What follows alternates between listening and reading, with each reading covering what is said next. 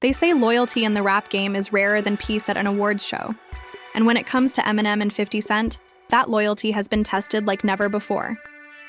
What started as one of hip-hop's strongest brotherhoods, built on trust, struggle, and unshakable respect, might be on the edge of something darker than anyone saw coming. Whispers have been circling online for months. Fans are asking, is something going on between M and Fifth? Old interviews are resurfacing, cryptic tweets are being dissected, and insiders are hinting that a silent storm has been brewing behind the scenes. These two icons, the teacher and the student, who once stood side by side against the world, may now be standing on opposite ends of an invisible war. Behind every smile in those throwback photos, behind every joke in an interview, there might have been tension simmering, waiting to explode. From Detroit to Queens, the streets are talking. Everyone wants to know what really happened between Marshall Mathers and Curtis Jackson. Did fame change the bond? Did business get in the way of brotherhood? Stay tuned, because this is Eminem and 50 Cent, the full story of friendship, and it's not what you think. When Eminem first met 50 Cent, it wasn't just another day in hip-hop. It was destiny in motion.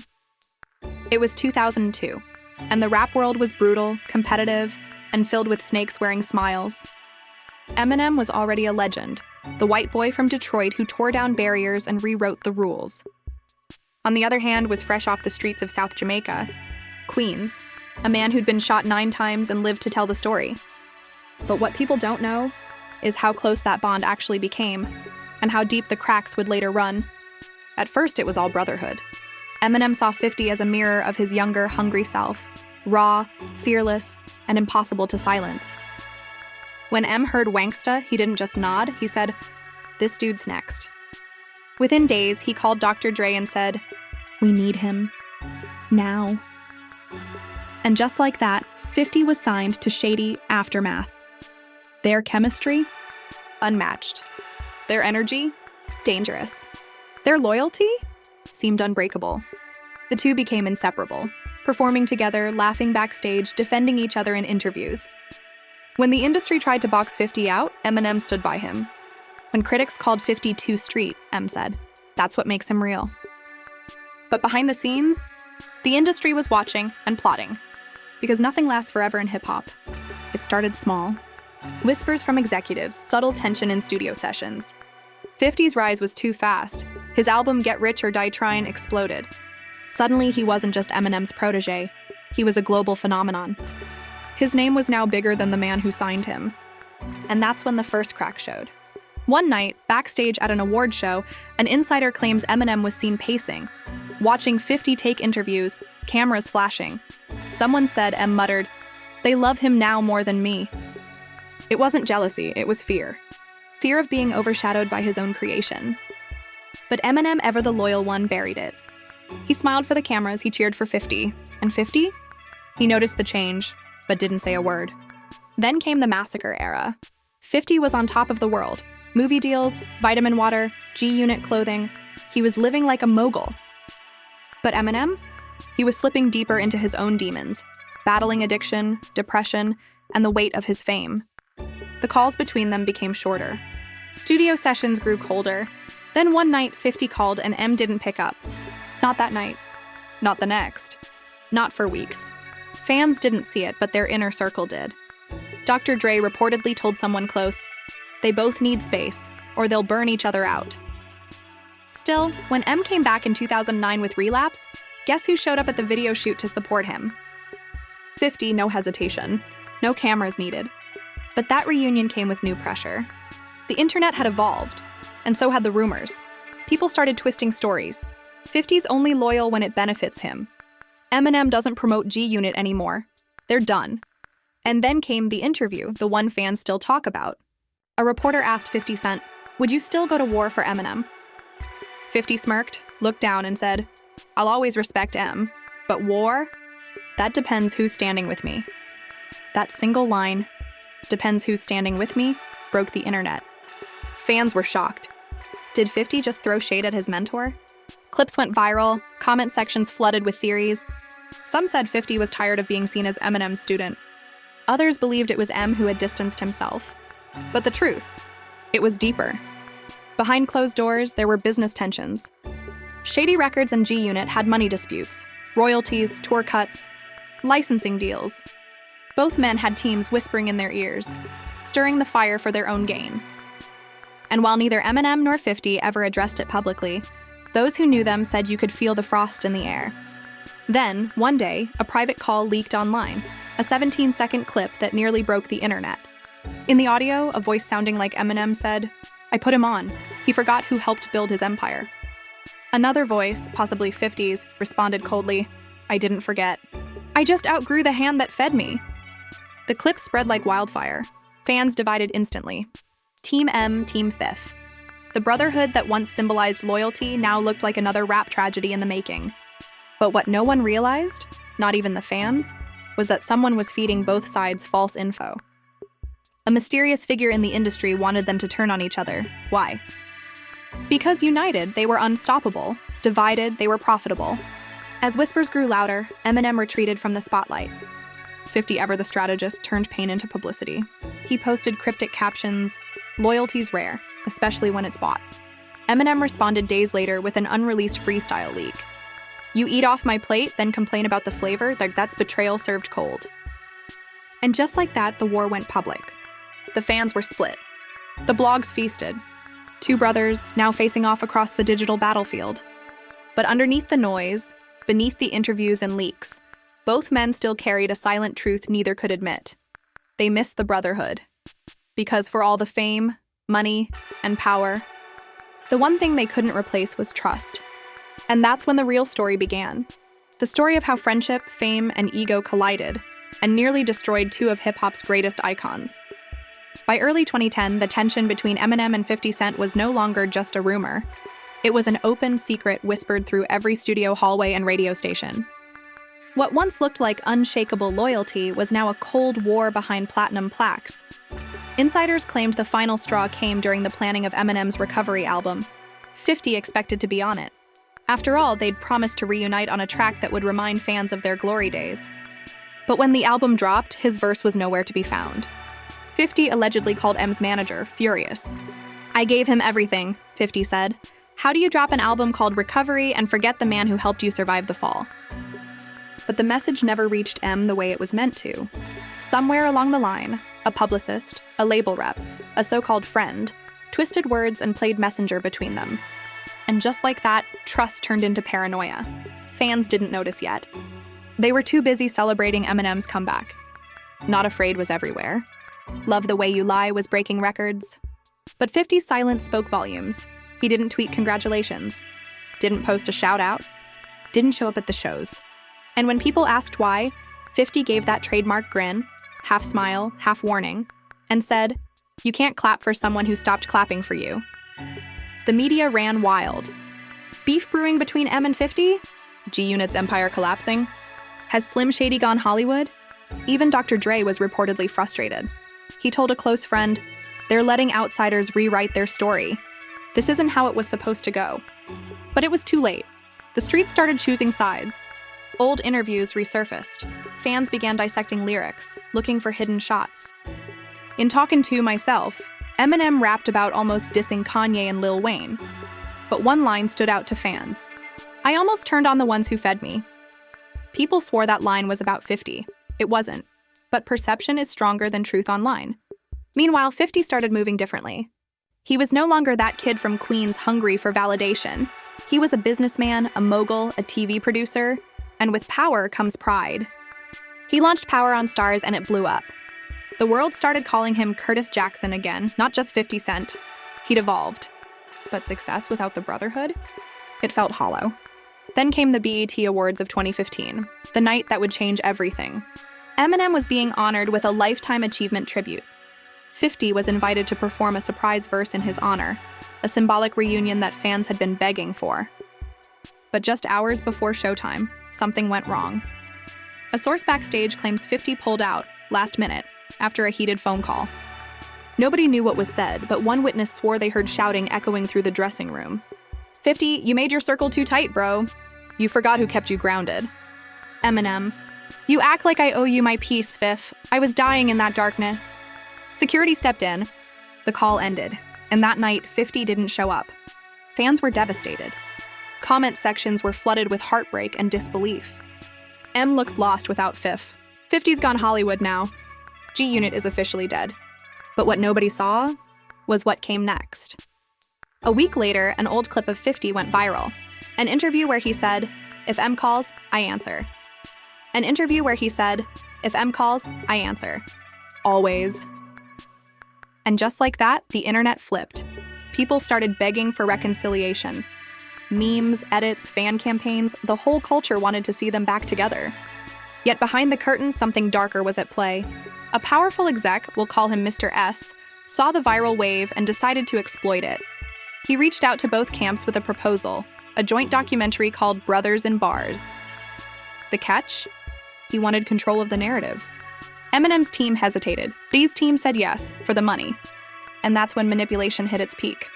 The production leaked exclusive clips, including fake arguments and edited audio that painted Eminem as cold and distant. It was manufactured conflict, designed to sell views and reignite headlines. Fans went insane. Eminem Exposed trended on Twitter. Reaction channels exploded. People started turning on Marshall. But what broke him wasn't the hate. It was realizing the betrayal came from someone inside. Someone had sold their private texts, real conversations, to the documentary crew. Texts where M had told 50, "You're the only brother I ever trusted with my pain."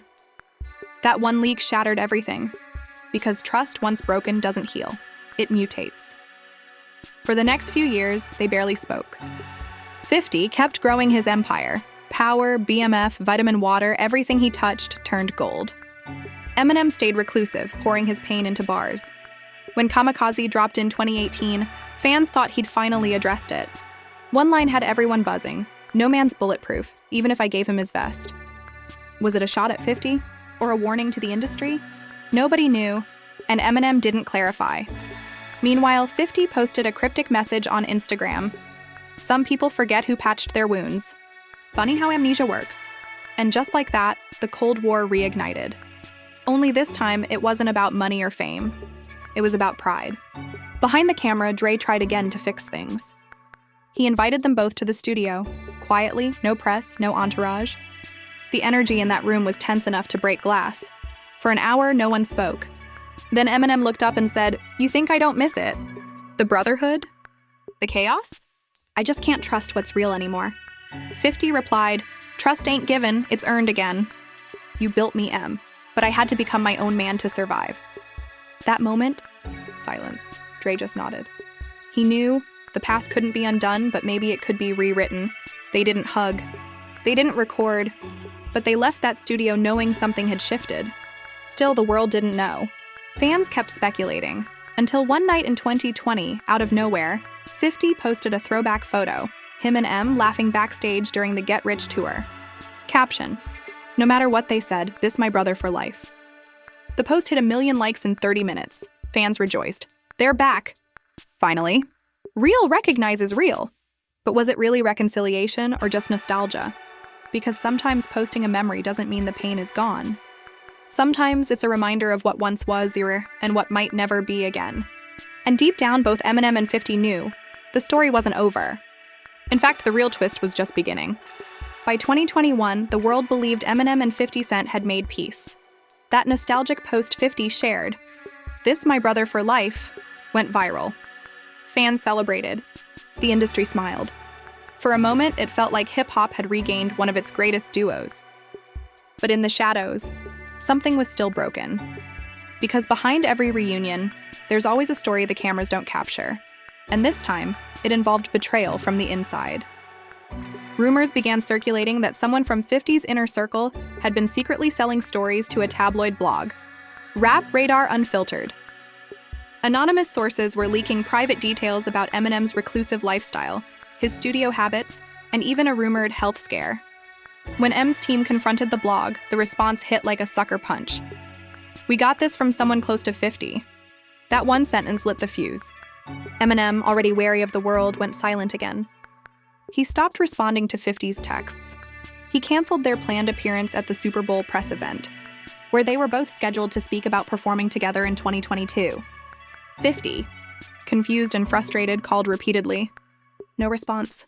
Days turned into weeks. Weeks turned into months. Then, out of nowhere, a private phone call leaked online. A muffled voice, allegedly Eminem's, could be heard saying, "He used my name to keep himself relevant." You think that's Brotherhood? The internet exploded. Fans were stunned. Clips circulated on TikTok, with people claiming the Brotherhood was officially over. But what made it worse, 50 didn't deny it. He posted a cryptic Instagram story the same day. Sometimes the hardest thing to do is accept you were just a chapter in someone's comeback story. Fans lost it. Comment sections blew up, "Eminem used him." 50's bitter. Both of them changed. But what neither man knew was that the leak was planted. Someone had edited old voice recordings from 2 different interviews, stitched them together, and released it as proof of a fallout. The goal? Divide them again, just when the culture needed their unity most. And the man behind it? None other than Mr. S, the same industry exec who had once pushed that fake Brothers in Bars documentary. He saw an opportunity. With the Super Bowl halftime show approaching, he wanted to reignite controversy, because controversy sells. He fed fake stories to blogs, told M's team that 50 was planning a tell-all interview, and told 50's camp that Eminem was suing him for using unreleased Shady Records footage in a promo. It worked. Within weeks, both sides were boiling with mistrust again. In private, Dr. Dre tried to mediate, again. "You two are being played," he told them during a late-night call. "Every time y'all fight, someone else gets rich off it." 50 wasn't having it. "Nah, Dre, I've been loyal. I defended that man when the world clowned him. Now I'm the villain." Eminem, meanwhile, was recording Curtain Call 2. He wrote verses that hinted at betrayal, loyalty, and scars from Brotherhood. "We built the same house, but the walls talk when you're gone," he rapped in one leaked demo. By late 2021, word got out that 50 wasn't invited to appear in the official promo campaign for Curtain Call 2. And that was the match that lit the fire. 50 posted a photo of himself holding an old G-Unit chain, captioned, "Some memories ain't worth polishing." The internet went into meltdown again. Blog headlines screamed, "50 Cent cuts ties with Eminem for good. Eminem erases G-Unit legacy." Then came the interview that shook the culture. 50 appeared on a podcast, calm, confident, but clearly fed up. The host asked, "Do you and M still talk?" 50 leaned back and said, "We talk through music now." "That's it," the host pushed again. "You mean you're done?" 50 smiled faintly. "You ever love someone enough to let them go before they destroy what's left of you?" Fans called it the final goodbye. Even Snoop Dogg reportedly tried to reach out, telling a friend, "Those two gotta chill, this ain't how legends act." But before anyone could make sense of it, a new leak dropped. Audio of Eminem, in what sounded like a studio session, rapping about a man who traded loyalty for headlines. The timing was suspicious. The halftime show was just days away. And the question was everywhere. Would 50 even show up? The world waited. Millions tuned in. The lights dimmed. Dre appeared. Snoop, Mary, Kendrick, Eminem. Then, to everyone's shock, 50 did show up. Hanging upside down, performing in Da Club. The crowd went wild. M smiled. For a split second, they were back. The unstoppable duo. But what fans didn't see was what happened backstage afterward. Multiple insiders claim 50 walked past Eminem. No handshake, no hug, no words. Just a nod. Later that night, in an interview, M said, "It was great seeing everybody together again. I wish things were like they used to be." And 50? He posted nothing. For weeks, fans speculated. Some said it was just business. Others claimed they'd spoken privately. But whispers kept spreading. 50's planning a diss track. In April 2022, a mysterious snippet leaked online, allegedly 50 rapping over a dark beat saying, "Built an empire out of someone else's pain, now he act like the throne was always his." The internet went insane. 50 dissed M. Shady's done. Is this the end of an era? But before anyone could confirm it, the clip vanished. Deleted from every platform within hours. Then came the biggest shock of all. Eminem dropped a surprise track called Bloodline. No features, no promo, just bars. And one verse stopped the world. Brothers fight, but blood don't wash out in fame. The more they twist our story, the less we sound the same. You can steal my trust, but not my name. The entire internet froze. Was it an apology? A message? A warning? Nobody knew, except 50. He responded 2 days later on X, formerly Twitter. "I hear you, bro. Maybe we ain't done after all. Fans rejoiced again. The culture breathed again. Maybe, just maybe, the Brotherhood wasn't dead. But if this story has taught us anything, it's that peace in hip-hop never lasts long, because 1 month later, the betrayal came full circle. A hacker group released thousands of private industry emails, and among them was proof that Mr. S, the same exec who stirred up their beef, had been manipulating both camps for years. He'd forged contracts, leaked fake recordings, and cashed in millions from the drama. When 50 found out, he was furious. When Eminem found out, he was broken. And that's when they both realized they weren't each other's enemies. They were victims of the same system. So when they finally met face to face again, the air was different. 50, they played us, bro. Eminem, yeah. And we let, played us, bro. Eminem, yeah. And we let, For the first time in years, they laughed, not because it was funny, but because they finally saw the truth. But forgiveness isn't the same as forgetting. And the scars of betrayal don't fade overnight. That night, they agreed on one thing. This story wasn't over. They were going to tell it their way, together. When the truth about Mr. S came out, it sent shockwaves through the entire music industry.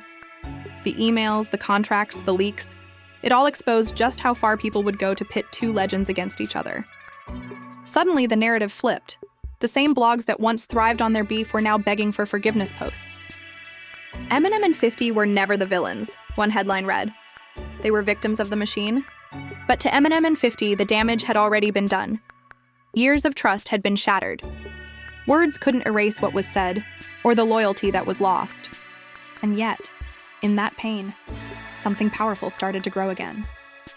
It began with a call. Not from a label, not from Dre, just from M. No managers, no publicists. Just one brother dialing another. Eminem, you still recording? 50, always why? Eminem, because I think it's time we tell our story. That single conversation changed everything. Within a week, both men were back in Los Angeles, the same studio where In Dog Club and Patiently Waiting were born. The energy was tense, cautious, but filled with something that had been missing for years: honesty. When 50 walked in, M stood up and handed him a folder. Inside were pages of handwritten lyrics. On the top page, 2 words: The Blood Brothers. 50, what's this? Eminem, our story, unfiltered. 50, you serious? Eminem, dead serious. For hours, they just talked. No beats, no engineers, no cameras. Just 2 men facing the ghosts of their past. They revisited everything, and from the get-rich era to the betrayals to the silence. There were moments of laughter, and moments when neither could speak. At one point, 50 looked at M and said, "You know, the world thought we hated each other." M chuckled. "Maybe we did, but we hated what they turned us into more." That night, they recorded their first song together in over a decade. The beat? Dark, cinematic, with heavy strings and a haunting piano. The lyrics? Raw, confessional, real. Eminem rapped, "We fought in public, but they bought the pain in bulk, 2 sides of the mirror, both broken by the result. We built an empire, but they sold the blueprints for greed. Now the kingdom's rebuilding brick by belief." 50 followed with his verse. "I bled for loyalty, now I see what it costs, brothers don't fall apart, they just get lost. But the streets still talk, and they know what's true. Ain't no G-Unit, no shady, it's just me and you." When the final track ended, there was silence. Not awkward silence, and the kind that feels like peace. Dre walked in at that exact moment, headphones in hand, tears in his eyes. "That's the one," he said quietly. "That's the truth the game needed." And he was right. When the Blood Brothers dropped unexpectedly on a random Friday night, the internet broke. No promo, no warning, just a simple caption on both of their Instagram pages. No more lies, no more middlemen, just truth. Within 24 hours, the song hit 50 million streams. Every reaction channel, every podcast, every TikTok clip was filled with one message: they're back. But it wasn't just about music anymore, it was about message. They went on to produce a short documentary under the same name, exposing the manipulation that tore artists apart for profit. They didn't name names, but everyone in the industry knew exactly who they meant. In the doc, 50 said something that stuck with everyone. "They can make us hate, but they can't make us forget." And Eminem followed it with, Brotherhood isn't about who's standing next to you when it's easy. It's about who still shows up when the world wants you gone. That line became a movement. Fans started using blood brothers on social media, celebrating not just the music, but the message of loyalty, forgiveness, and resilience.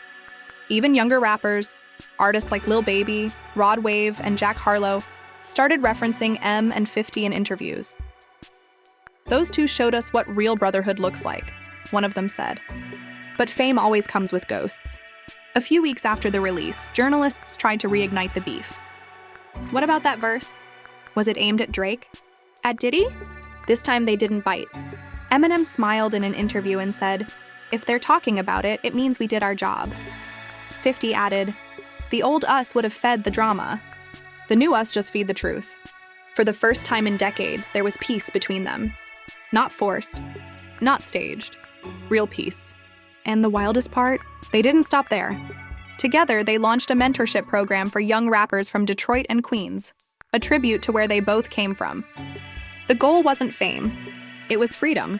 Freedom from manipulation, contracts, and fake loyalty. "We made mistakes so they don't have to." Eminem. "If our story saves one artist from losing his brother, then it was all worth it." Their final project together, a joint EP titled Legacy Over Lies, became a cultural event. Every track told a chapter of their journey, from ambition to betrayal, from silence to reconciliation. It wasn't a comeback. It was closure. And in the outro of the last song, titled Full Circle, Eminem left fans speechless with these words: "If love is war, then we both bled right. The pain made legends, the truth made light. Forgive but never forget, that's the shady way." And 50? "My brother forever, no matter what they say." 50's voice followed right after, low and raw. Ain't no ending when the story's this real.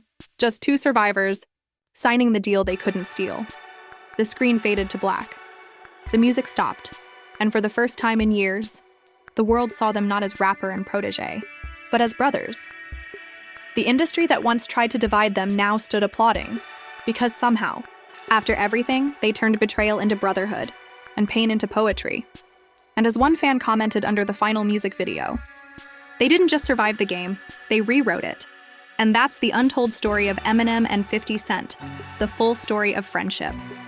A saga of loyalty, betrayal, manipulation, and redemption that changed the rap game forever. It wasn't about fame or fortune. It was about family. About how two men who came from nothing built an empire together, lost it to the industry's lies, and found their way back stronger, wiser, and more united than ever. Fans call it one of the greatest brotherhoods in hip-hop history. And maybe it is, because no matter how many storms they faced, they always came back to what mattered most: respect. But now we turn it over to you.